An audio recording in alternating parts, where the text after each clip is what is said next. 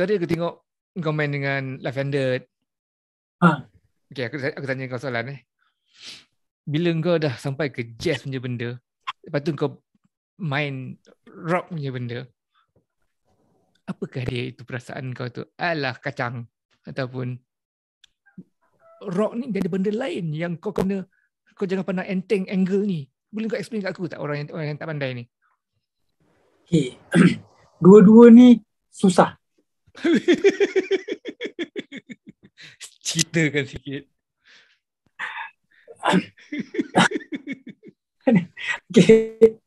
Okay, jazz ni pasal satu benda, sebab jazz ni satu benda dia bukan kita punya nature. Nature apa?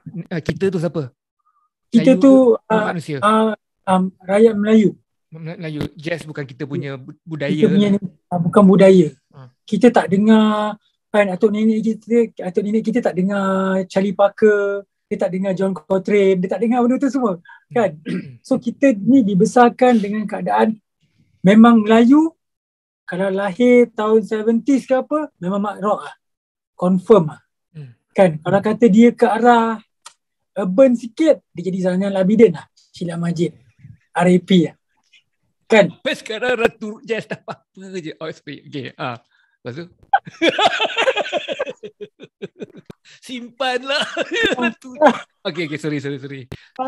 Alah. Sial. Hai Kak Sheila. Jadi bila jazz ni, untuk kita jadikan benda tu natural, dia memang makan masa yang terlampau lama dan kena paksa diri. Kena paksa diri untuk suka, kena paksa diri untuk jadikan hobi, kena paksa diri untuk jadikan benda tu as a leisure things. Kan, sebab kita memang tak ada naturally. Kita tak ada naturally benda tu. Okay, untuk be able to play jazz, kita kena tahu modern harmony inside out. Modern harmony inside out memang kena tahu. So, pasal dia modern harmony dia menjangkaui, dia melebihi daripada normal pop rock punya harmony.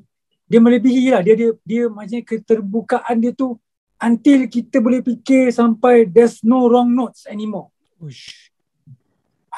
Dia sampai tahap tu ada benda tu, tapi benda tu of course lah tak boleh literally. Kalau literally dia akan jadi sesat. Kan, dia akan jadi sesat-sesatnya. Dia sampai tahap begitu demi kupasan harmony tu. Kalau nak dibayangkan, kalau kita nak gambarkan daripada perasaan kertas, ada dua muka kan. Tapi bila kita lipat kertas tu, dia akan jadi 1, 2, 3, 4. Kalau kita belahkan muka tu jadi macam ni, jadi macam ni, jadi macam ni, jadi macam ni, jadi macam ni, dia tak akan habis. Faham tak? Harmony tu dari segi dia orang punya pemikiran terhadap jazz. Sebab tu dia sangat meluas dan kita ni sebenarnya akan jadi macam sangat bebas untuk berkata-kata. Okey, contohnya untuk kita ambil contoh macam ni. Jazz ni ibarat macam kita berbual sekarang. Aku tak tahu kau nak tanya aku apa hari ni. Kau tanya, aku jawab berdasarkan soalan yang kau bagi. Kita tak hafal skrip. Which is pop, rock, kita hafal skrip. Skrip tu tak boleh lari daripada tu. Kalau tidak nanti Finas akan ban. Kalau tidak, kan? Nanti orang kata kita ni gila, orang tak nak ambil kita berlakon. Sebab kita tak hafal skrip. Kita kena hafal skrip dalam pop, jazz semua. Pop, rock semua. Jazz tidak. Jazz memang ada penceritaan. Kita tak boleh cerita tiba-tiba kau cerita pasal muzik, aku cerita pasal apa tu, nenas kat kebun ke tiba-tiba, pancing ikan ke. Dia tak boleh lah. Dia masih dalam tu. Sebab aku nampak kau pakai baju biru, aku akan tanya kau, lawa baju biru lu bro, itu jazz. Kalau kata pop, tidak. Pop tidak. Kau pakai baju biru, aku cakap, wah, anda memakai baju merah yang cantik itu. Dia hafal skrip. Dia tak boleh tukar. Macam tu. Skrip yang ada. Okay. Betul. Itu adalah jazz lah. Dia macam kita punya perbualan harian. Tapi perbualan tu mesti ada cerita. Macam kata, contohnya macam macam aku berbual dengan old timer, Samad. Adalah dia punya batas-batas dia. Faham tak? Walaupun kita boleh berbual, walaupun aku punya bahasa aku kau, tapi aku still hormat. Pasal orang lama, orang yang establish, kita kena hormat. Ada lapisan-lapisan. Kita berbual dengan Sultan, kita mesti ada lapik. Berbual dengan Perdana Menteri, berbual dengan budak-budak Muhammad Arezak, kita lain. Kita tak boleh berbual muzik dengan budak-budak RZ Kampung Cerah Baru. Kan? Nanti diorang kata kau ni apa hal, lu ni apa hal, kan?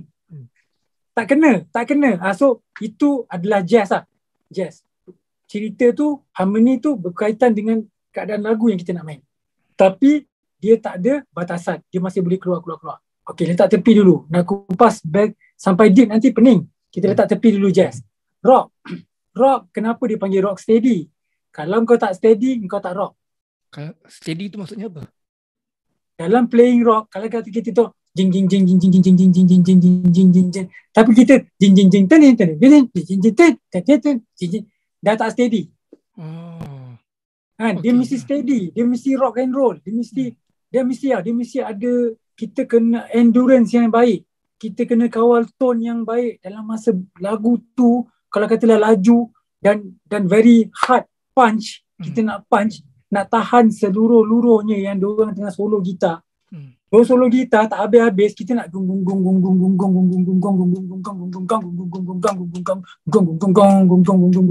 kalau tak steady tak boleh main rock. Steady tu Yes, steady tu. Sebab tu bila aku main jazz, aku buat elemen rock yang steadiness tu dalam jazz. Jadi orang akan rasa macam Mama ni steady lah, walaupun dia main jazz sedap lah, dia duduk lah. Dia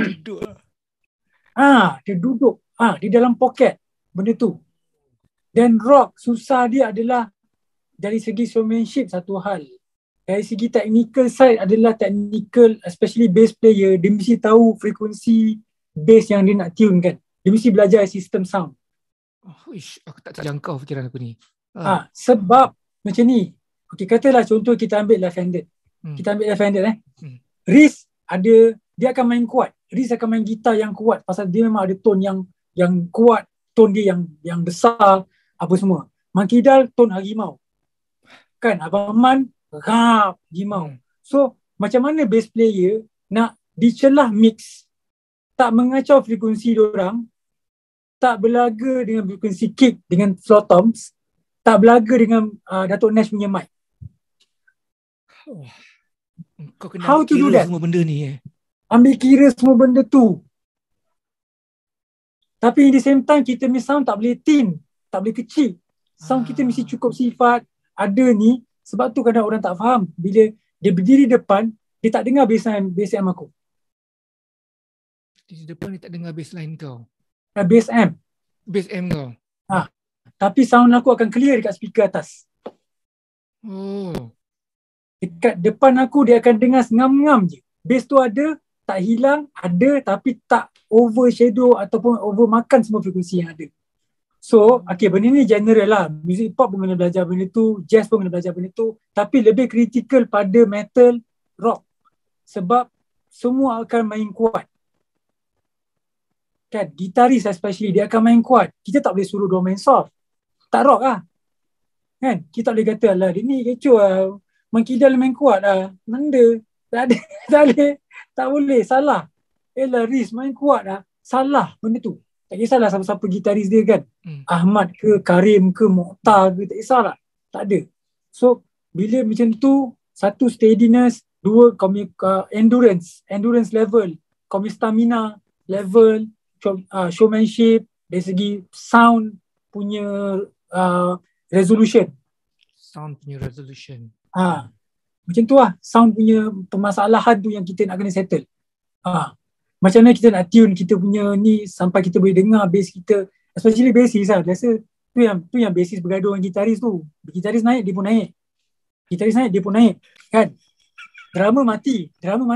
Bunyi dah macam chopstick. Tak. Kan? Macam tu lah.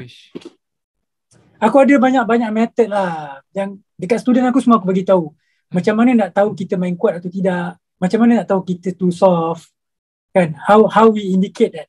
Benda tu semua dalam sistem pembelajaran lah. Kalau siapa belajar dengan aku akan ajar benda tu. Engkau mengajar di mana sekarang? UPSI Tanjung Malim, Universiti Pendidikan Sultan Idris dengan Aswara. Kedua-dua tempat ni on a regular periodical basis? Aku kontrak pensyarah kontrak, pensyarah sambilan kontrak. Jadi diorang bagi macam hours lah. Contohnya aku ada 5 jam seminggu untuk ajar. So how you want to do that? You want to cram 5 hours in one day? It's up to you. So aku make sure cari satu hari yang tak ada clashing dengan kelas lain. Budak tu free. So kita susun jadual. So satu hari aku kat suara, satu hari aku kat UPSI, lain hari semua aku rehearsal, gig, show, soundcheck semua. Bagus lah kau punya explanation terhadap strength rock and jazz. Itulah harap-harap aku bagi justice pada penerangan tu lah. Risau juga kan. Kadang-kadang kita banyak sangat benda. Nak keluar kat sini tak mampu kadang.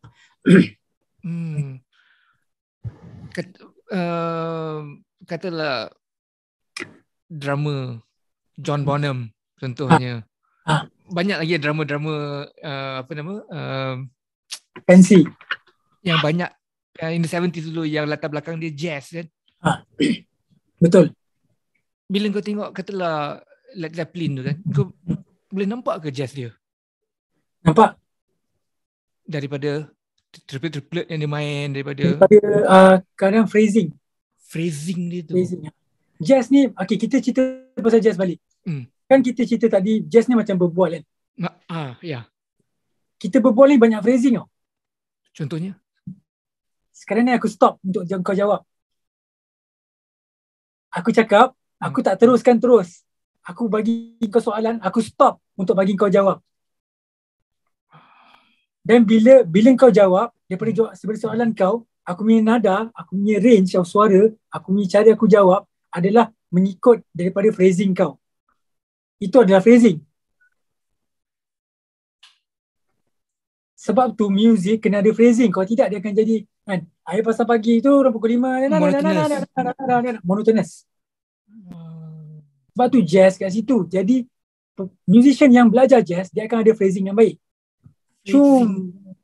Cuma problem dia bila dia belajar jazz dia akan banyak tersesat jalan. Maksud? Satu, dia main tak konsisten. Contoh? Sebab tak perlu konsisten. Kita bercakap pun tak konsisten dia. It's natural. So it's too natural for music pop. It's too natural. It's too inconsistent for rock. It's too inconsistent for dia terlampau maknanya lines tu nak ulang lines yang sama, dia mesti ada idea lain yang pergi tempat lain pula. Itu masalah pemuzik jazz. Orang macam ni ini aku boleh jadi recording artist ke? Boleh. Mindset kena tukar. Macam mana nak buat? Sebab aku ni living proof. Aubrey Suito living proof. Max Chu is living proof. Michael Verapan is living proof. Zahid Ahmad especially living proof. They can play jazz, they can play they can play both. No problem. Musician lain yang tak main jazz tu baik juga phrasing dia, tapi dia susah nak main jazz je. Pop lain semua dia terror. Musician jazz tak banyak yang main pop sedap. Tak banyak. Musician jazz ramai tapi tak banyak yang boleh main pop sedap. Tak boleh. On its own jazz tu sendiri dia boleh main sedap, tapi dia main pop dia jam. Dekat situlah pop player ni king. Betul babe. Kan kau suruh Nan main satu note. Kan Nan. Kau baru sial lah brother. Dah satu note tu. Sial lah. Itu sial lah. Kan. Bukannya banyak pun note dia main. Sebab tu macam Victor Wooten ada cakap a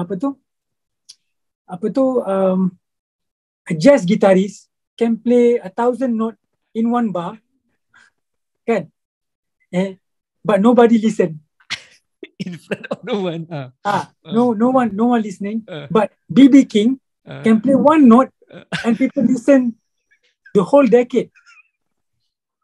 Benda tu. Benda-benda macam tu yang kita kena ambil elemen yang sebenarnya at the end of the day, even though jazz, ni nasihat aku kepada yang jazz player lah.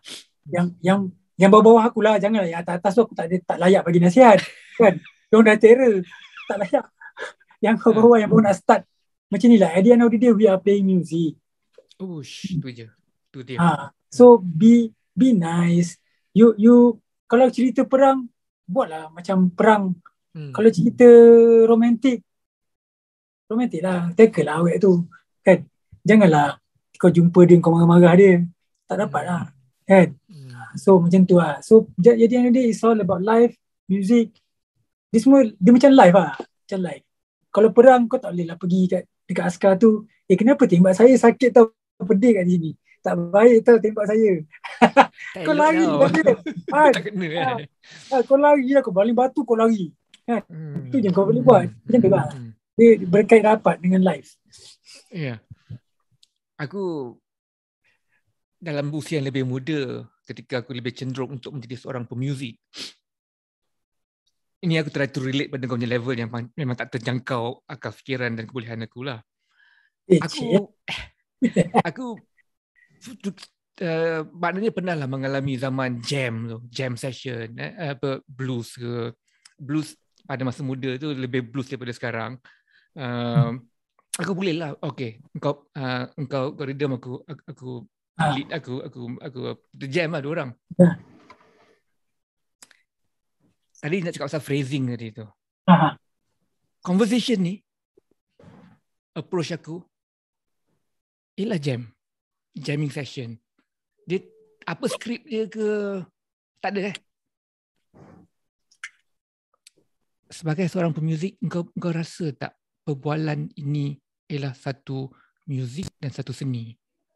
Betul. Sebab tu aku cakap music relate to life. Macam mana kau treat your music, that's how you treat your life. Sebab tu, honestly speaking, aku tak datang dengan pemikiran macam ni masa aku sekolah. Aku tak datang dengan pemikiran macam ni masa aku main motor. Kan, masa aku merempit dulu kat KL. Aku tak pemikiran macam ni. Tapi bila aku main music, dia ubah cara aku fikir, babe. Aku jumpa bapak aku, bila aku peluk arwah bapak aku at that time, masih hidup lagi, aku rasa kasih sayang for the first time. Faham tak? Aku rasa bila aku cakap, bila aku peluk mak aku cakap, Jun sayang mu. Aku tak pernah terucap benda tu dulu. Kita orang Melayu, kita tak cakap tau. Kau tahu lah, kita faham sendiri dah lah. Kan? Apa saya nak cakap? Betul ke? Aku cakap kat adik aku for the first time, aku sayang dia. Kan? So macam, benda tu dia ubah diri aku inside out. Sebab tu benda ni, music is related to life. And then like you said, blues just now. Blues adalah godfather pada modern music. Godfather pada modern music. Jazz tu sebenarnya asal dia blues lah. Asalnya. Sebab yang dia tak ada plan apa-apa. Blues, okay, kita ambil blues. Dia tak ada plan apa-apa, dia main ikut perasaan dia. Cuma jazz, dikembangkan lagi benda tu. Ambil konsep blues tu yang tak ada plan apa-apa tu. Dikembangkan lagi, pecahkan lagi harmony. Instead of 3 chords, kita pecahkan jadi 12 chords. Kan? 7 chords. Kan? Dan dalam 12 blues tu, kita pecah jadi 7-8 chords. Tu jazz. Dan dia relate pada life. Betul lah. Dia cakap, seriously. Macam kita ni lah. Kan? Raising kita, aku senyum ni aku tak plan. Aku tak ada cakap, nanti pukul 10, pukul 11, 2 minit aku nak senyum ke Ad lah. Kan? Tak ada. Tak ada plan. Play by ear Tengok bila waktu yang sesuai kita senyum. Bila waktu kita ini dah semacam ni, laju sikit beat dia. Kan bayangkan kalau kau tengah main blues tu, kau putus cinta. Kau putus cinta pula tu, yang kau putus cinta pula tu adalah seorang yang paling kau sayang dan kau tak ada buat salah kat dia yang lari ikut jantan lain. Contohlah, kita ambil senario tu. Kita ambil senario tu yang macam paling jahanam sekali aku rasa kan. Kau pegang gitar. Kau boleh tatang satu note tu. Kau boleh dengar note tu habis, nafas dia. Yang sebelum ni kau tak heran pun pasal nafas. Dan kau akan start appreciate the smallest things is a bigger thing. Dan kau start appreciate, aku ni fikir girlfriend lah apa, mak bapak aku tak sayang macam tu pun. Kan? Aku doa kat Allah tak nangis pun. Kan? Aku tak meratap pun. Apa aku ni babe. Sebab dengan sedih, main blues dengan note tu, dan kita realise yang kita nampak benda kecil, selama ni benda kecil keliling kita buat no je. Kita tak endah je. Dan kita cari kasih sayang daripada Tamannya Minah. Kan? Jibau mana? Kan? Betul. Itulah dia. Memang relate. Dia ubah aku habis. Dia serius lah. Tak tahu macam mana aku nak terangkan lah. Tapi aku nampak lah daripada tu. Memang dia relate. Music ni ubah diri aku sampai jadi pemikiran yang positif. Walaupun PKP 2 tahun tak ada job, still aku okay. Still okay. Sebab aku cakap dengan orang, kau sedih, kau marah, kau tak ada duit. Kau happy, kau easy going, pun kau tak ada duit. So kau pilih mana? Aku pilih happy, babe. Dengan apa? Dengan bersyukur dengan apa yang kita ada. Kan? Kau boleh nafas, alhamdulillah siot. Aku tadi makan nasi, bini aku masak telur masak kicap. Sedap gila siot. Aku cakap alhamdulillah ya Allah, kan? So bila kau appreciate life, appreciate things that surround you, you will realize, oh, there's so much harmony happening in your life. Kan? Benda tu lah. Betul lah. Kadang-kadang pun aku ada satu situasi yang aku cakap, sebenarnya at apa hal sekalipun kau ada banyak lagi alasan lain untuk bersyukur lah tu. Yeah. To be grateful and thankful for whatever you have.